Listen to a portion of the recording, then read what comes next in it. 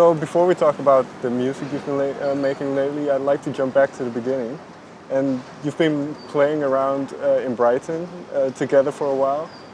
Chris, do you remember your first impression of Izzy? Pretty bad. Yeah. I think we were at uni in Brighton, and I think I didn't know anybody there at all. But I just remember this girl walking down the street, making the biggest entrance you've ever seen. And I instantly hated you. And nothing's changed. Did you know each other at that point? No. Okay. Never.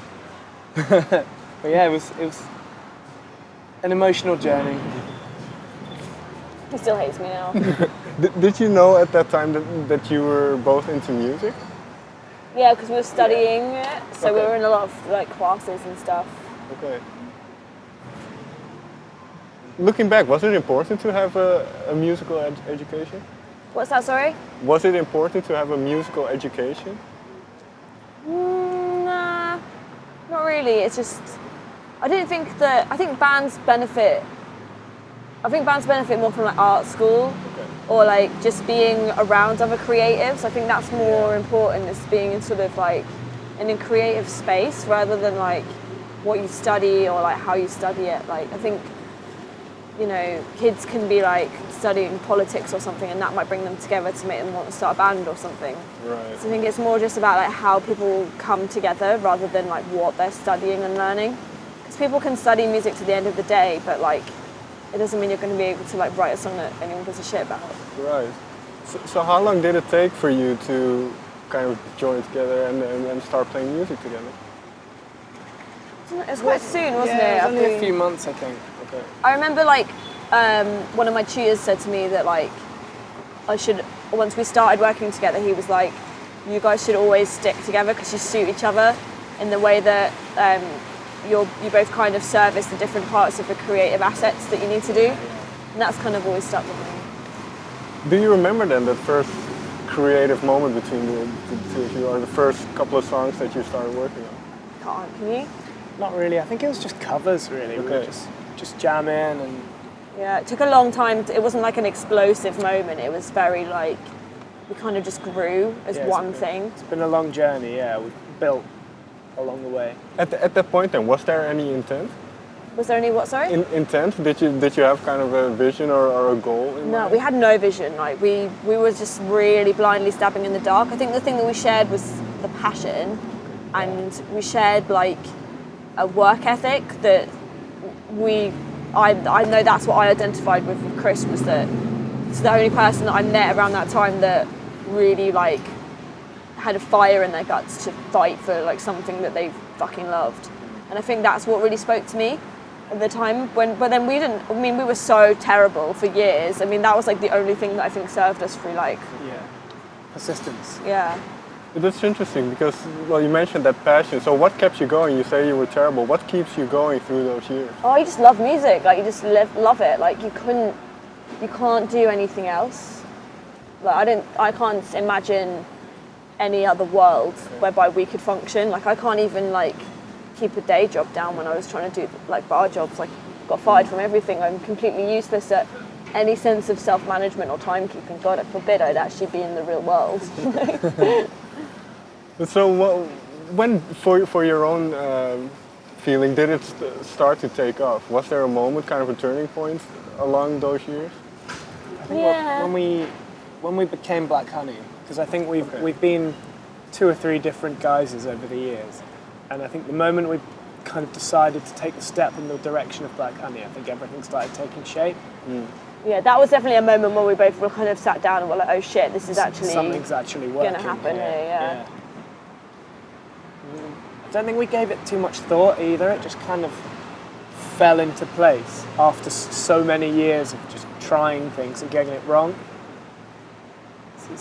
You mentioned that work ethic. So looking back, were those years important to kind of hone your craft, but also to get a feeling of what it entails to be Absolutely, in a band? yeah. But that's the thing, this sort of thing doesn't just fall out of the sky. Right. So you need to work at it and find what works for you, what you're good at. What have you found that works for what became Black Honey? We've got a quite good formula now. Tone-wise, we're quite picky about tones. We self-produce, so Chris does a lot of like mixing stuff. We've got a lot of like really specific requirements that we want to meet like melodically with songs.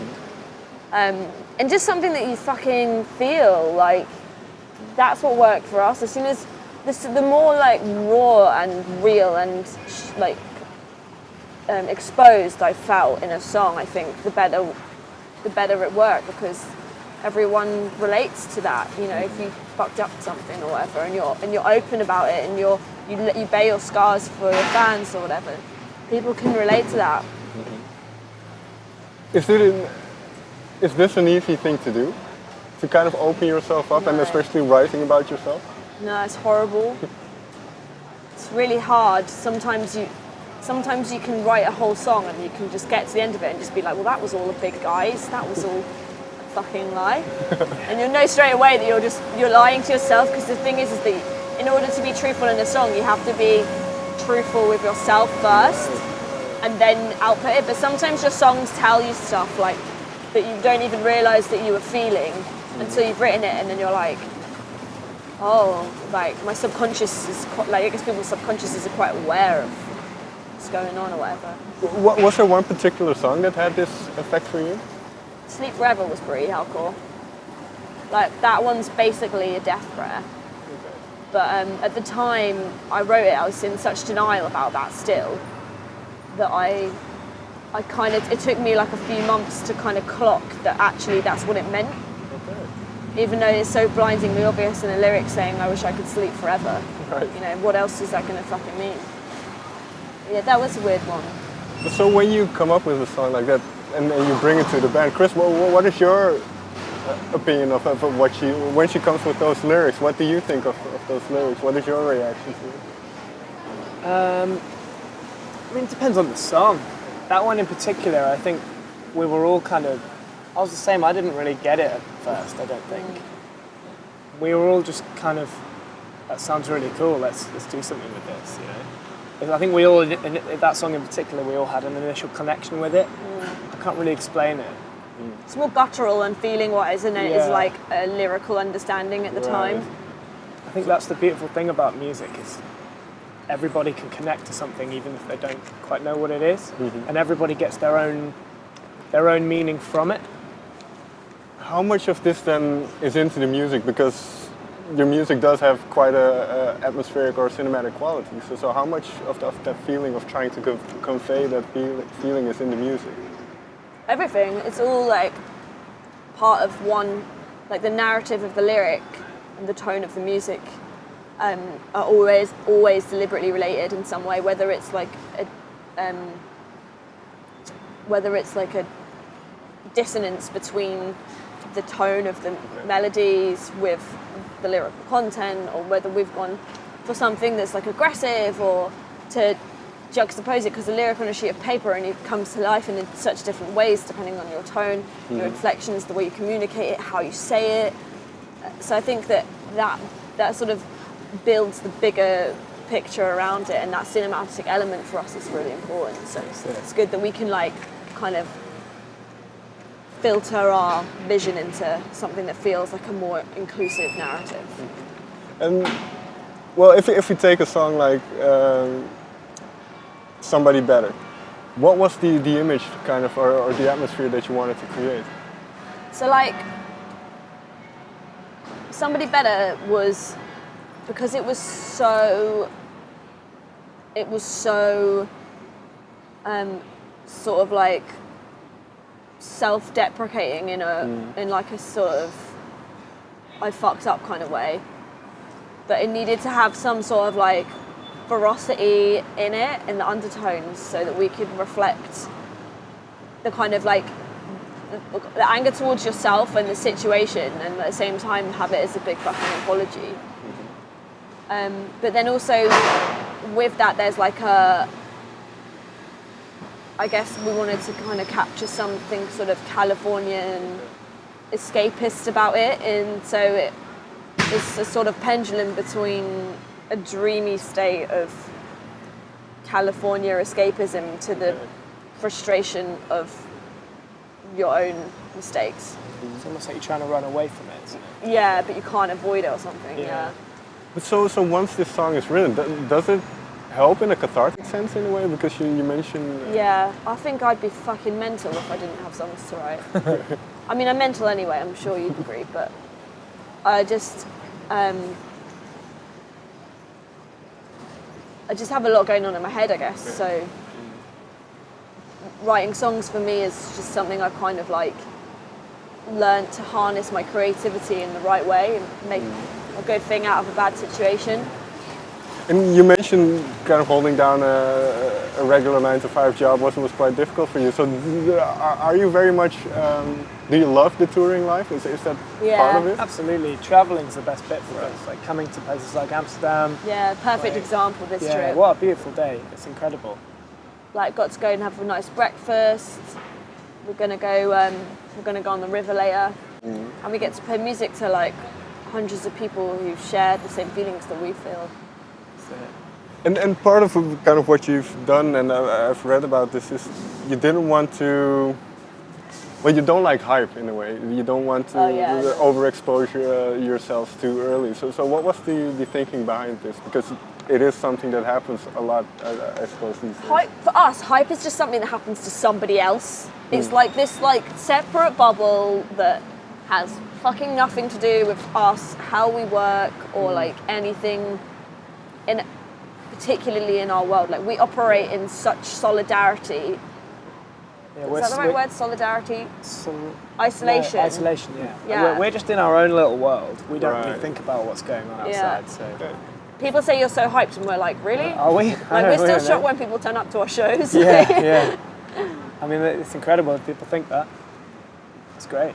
But that's interesting then, because that must feel quite liberating in the sense that you don't worry about what people think or in terms of the creativity. Yeah, but to get to this point, you kind of have to have walked a path where you don't give a fuck about what anyone thinks, because to get even to this point, which we consider to be like a starting platform for where we can go, you have to live through every Tom, Dick and Harry giving you their 2 pennies on why they think that your band could or couldn't make it, and like what you're not doing right in the songs that you don't, like your songs aren't sincere enough, or like you don't mean it enough. Yeah, everybody's got an opinion, isn't there? Every criticism under the sun to get to this point. So by the time people will actually like it, you're like, who cares? We like what we do, so look at the ducklings.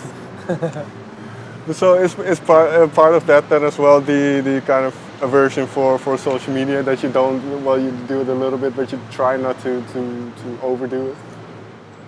What was the question? Is then part of it as well, the way you treat social media, that you do engage in it, but not to the extent that you have to post a picture every couple We just hours? use social media to like maneuver our art direction in terms of creatively the vision that we're trying to portray in our songs, as well as like let our fans know like what we're up to. Also talking to fans.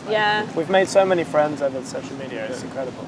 But you know, we started off quite secretive just because we wanted people to listen to the music without talking about like the fact that I have a vagina or those usual things.